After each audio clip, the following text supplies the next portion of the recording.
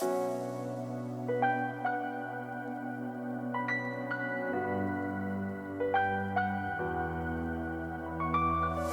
up, everybody? This is Donnie, aka Elevated, with another video on behalf of Dota Alchemy, and this is honestly one of the most requested topics that we have gotten over the last probably year of putting out YouTube content. And that is the topic of the behavior score system and just the conduct system in Dota 2. And in my honest opinion, I think that the behavior score and conduct system is a important thing to have in the game, but I think that it is inherently broken in terms of how it is utilized and how it is integrated into Dota. So here is the behavior score from my account back in May, and you can see that it is 4,400, which is quite low. That is not a good behavior score. It's not the lowest I've ever seen, but it is the lowest my account has ever been for sure. But one thing that is important to notice is that you can see that I have 0 to 2 reports. So this behavior score is not from being reported for being toxic in the game. It is for the 2 abandons that I have. The point is not that the 2 abandons happen. 2 abandons dropped me from a reasonable and livable, playable behavior score to one that really completely changed my entire experience of Dota 2. Since these 2 abandons happened, I use it as an opportunity to try and document a climb out of low behavior score back to a normal playable behavior score. And so currently I'm sitting around 8,500, but I do want to explain the differences between the behavior score brackets that I encountered during this climb. So currently my queue times are about 1 minute, 30 seconds, sometimes 2 minutes, depending on what time of day I'm playing.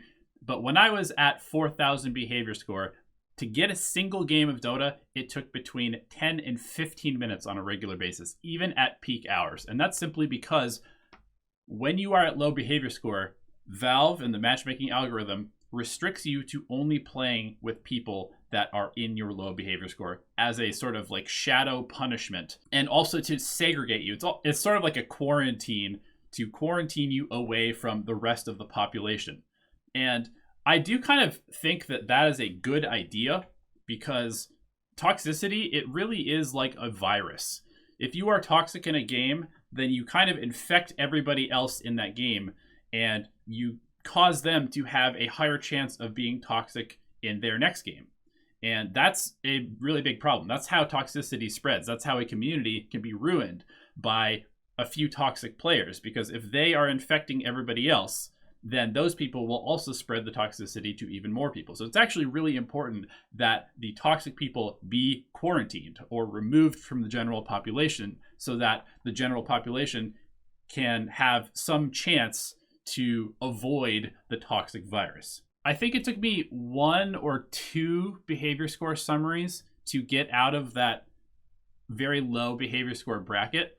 And I will say that every single one of those games on my team, there were 2 or 3 people fighting within the first 30 seconds of entering the drafting screen. And that is just a miserable experience to have when you're trying to play a game of Dota 2. Now, another interesting part of this entire quarantining of players is that they don't appear to be quarantined from the rest of the Dota population as far as being able to play against each other, because there were some games where it was very clear that the other team was well coordinated, they were playing well together, they were communicating, they were having a good time, and then everybody on my team was playing their own solo game of Dota and intentionally feeding.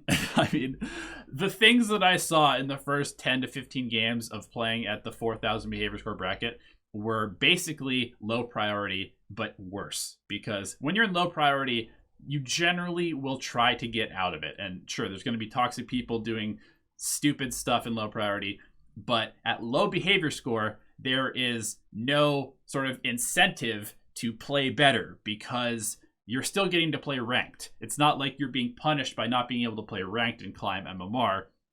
And as a result, I think probably the first 3 to 5 games that I played, 4 of them had people intentionally feeding. So it was not a good time. It was a miserable Dota experience. And I can honestly say that if there was no way to climb behavior score, I probably would not play Dota anymore if I was permanently stuck in that behavior score pool. Now, one benefit of being in low behavior score is that if you're a position 5 player like myself, nobody's going to fight you for that role. I can honestly say that in the 20 or 30 games that it took me to get out of the lowest behavior score bracket that I was in, I was the only person that played support. So for 30 straight games or so, I played position 5 support with nobody else contesting me to play that role, nobody else buying wards, nobody else buying smokes, detection, anything like that. It was entirely my job. And as somebody who plays position 5 on a regular basis anyway, that was fine. So I think, honestly, if you are a core player, getting out of low behavior score is going to be much more difficult than if you are a support player. That brings us to the next point, which is how do you climb out of low behavior score? So I want to teach you guys to raise your behavior score and keep it high through playing regular ranked solo queue instead of resorting to any sort of these hacks like playing turbo queue or, only playing party queue for a while and having all of your friends give you commands all the time. So here are my quick tips on raising your behavior score in a regular ranked solo queue environment. Number 1, pick a role that you really, really like playing, but then also be flexible and be willing to fill for your team. The biggest thing, if you want to raise your behavior score, is to not tilt your teammates because they have a lot of the power in this relationship.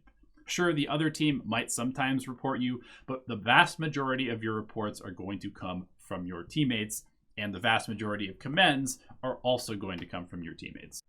Number 2, and this is something that will kind of change as you climb to higher and higher behavior scores, but if you are at a low behavior score, you are going to be playing support regardless of what role you end up playing. And what I mean there is that you are going to have to buy stuff like detection and smokes and wards.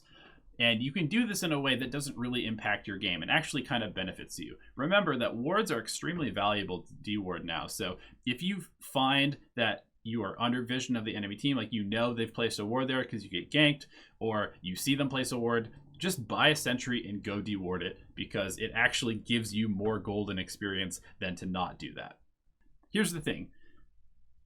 At low behavior score, nobody else will be buying wards unless they're buying them to literally destroy them and ruin the game intentionally. So if you're a carry and you're trying to split push or you're trying to play in a certain area of the map, just buy yourself a ward. It'll be in stock and place it in a way that's going to allow you to play the game that you want to play.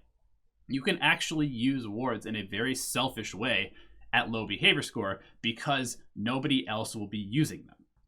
The third tip is to unbind your enter key or whatever you have that allows you to chat to your teammates, because to be frank, especially at low behavior score, do not interact with your teammates in any way other than a very simple call such as I'm going to push top or I'm going to come to the fight with black hole or I don't have ravage right now for another 30 seconds. That is the only communication that you should be making with your team, and most of the time that should just be done via voice chat. I think that anytime you start typing to people, you've probably already lost the game, and so I would highly encourage everybody to just not even engage. And to this point, let's go on to point 4, which is that if somebody on your team starts to criticize anyone, whether it's the other team, you, any of your teammates, just immediately mute them, because there is no reason for you to have to subject yourself to dealing with an ignorant and angry teammate. There's tools in the game to help you avoid that. And chances are, if you ignore somebody who is being toxic, they're probably not going to be making any good calls anyway, and most of their calls will be bad because they're angry and upset. So that might actually save you from doing some stupid stuff in response to a bad call from a bad teammate. And number 5 is to inject little bits of positivity into the lives of your teammates. And this is as simple as going, "Good job, guys," after winning a fight, or at the end of the game saying, "Well played, everybody." And then once you get to the end game screen, make sure that you commend everybody on your team who was not toxic during the game. And I mean, sure, you could commend everybody, but chances are you're not going to get a lot of those commends back, and you can actually run out of commends. So the most efficient way to use your commends is to commend people who seemed like they were actually trying hard. Just commend them all, and chances are they're going to commend you back. It's kind of like when here on YouTube, the content creators will say, remember to like and share, or remember to ring that bell. And just in that same way, commending somebody will notify them that you've been commended, and that reminds them that, oh yeah, that person, they bought some wars, they played well, they did a good job this game, I should commend them back. Even if you are being a perfectly modeled player, you are still going to have to play quite a few games to raise your conduct summary. And that's where I wanted to bring back the conversation of why the behavior score system is broken and why it's something that we really need to potentially revamp or fix if we want to make the Dota 2 matchmaking system much better. You can see that I lost about 2,000 to 3,000 behavior score from 2 abandons, and it took me upwards of 150 commends to get back to even remotely close to where I was before. That is insane. That is a huge difference in the weight of being a good person versus being a bad person. If you get a few reports in a conduct summary, your conduct will not go up quite as much. If you have 25 commends, let's say, and 3 or 4 reports, your conduct summary might not actually change by that much. So in that sense, reports seem to be worth more than commends, and obviously abandons are worth more than both of those. And I think that's one of the biggest issues, is that not only is the system not very transparent, but the weighting of the different factors and what goes into determining your behavior score seems to be off, in my opinion. I feel like there should be something that happens if you are a good, positive person, aside from getting put with newer players, which is what currently Valve has implemented. And the reason that I wanted to talk about all this is that Dota is a team game. There's no way around that. There's no form of Dota that doesn't involve working with other people. And so having some way to manage how people interact is a really, really important part of everybody's experience with this game. And one of the biggest things that we always hear about Dota from the outside is that Dota is toxic. The community of Dota is the worst part of the game. And frankly, that makes me sad, because this game is so great. It is so fun. There is so much to it. It's so deep. It's been around for so long. And the people that you actually meet at events like going to TI or going to a major, going to a LAN, everybody is great. And I've met a lot of amazing people through Dota. Our whole community is amazing people. Jenkins, my Dota Alchemy brother, is an amazing person that I've met exclusively through Dota. There's so many cool people that play this game.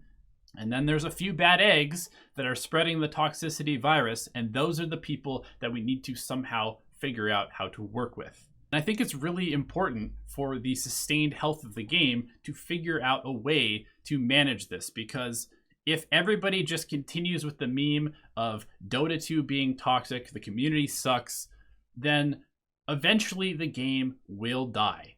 And to be honest, that's one of the reasons I try to stay away from making or promoting content that is sort of making fun of the toxicity of the Dota community. I know that it's very popular. I know that some of it is really amazing content. I love the Mitter Meepo Ranked Adventures series. I mean, it's such good content. But I also don't want to promote the toxicity of people because there's already so much of it. I think one of the biggest problems is that toxicity is trending right now. And so, if Envy feeds down mid, and somebody posts about it on Reddit, it's going to be a big thread. It's going to go to the front page. If somebody puts a video of clips of people being assholes in pubs, it's probably going to do really well on YouTube. That's going to get you clicks. And that's just kind of unfortunate. It's funny, but at the same time, it's sad because we're celebrating all the worst parts of the game and making them more popular and more visible to everybody. And that's why I really just want to try and focus on the positive stuff here on Dota Alchemy, focus on the good plays, what people are doing right, what people can do to improve at Dota and themselves. And that is really just the purpose of creating this channel and this community. We want to promote stuff that will help Dota grow, that'll help the community be more inclusive and help players enjoy the game more. That's what really matters, because if you care about the health of Dota 2 as a game, as an esport, that's really the only thing that we should be talking about. And I know that I didn't give a whole lot of solutions in this video, but it's because I don't really know the best way to approach it. What we're talking about is not just a Dota problem. This is a human issue. This is a worldwide problem, which is that people who have different beliefs and different ways of doing things end up in conflict. The best solution that I can provide right now is just to try to spread as much positivity as possible. And I think, honestly, it's really just about getting everybody to treat each other better in general, because if you spread positivity, it also has a same viral quality. And that way, maybe we can make the Dota community known for something other than just being a bunch of assholes. Anyway, I'd love to know your thoughts on the subject down below in the comments, and we'll see you next time, and thanks for your time.